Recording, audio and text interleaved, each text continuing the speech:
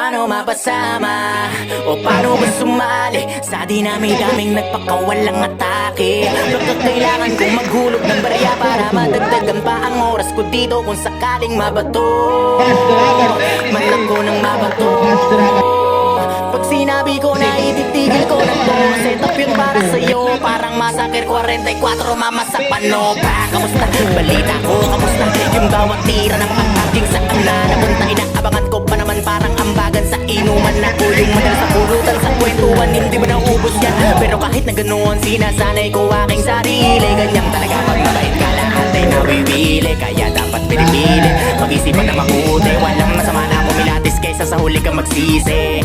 Naranasan ko na rin yan, yung tipong walang pagkakataon na mapakinggan at dumating sa puntong wala na rin malapit. Ang sarili ko na lang ang nagsilbi ko na sandigan.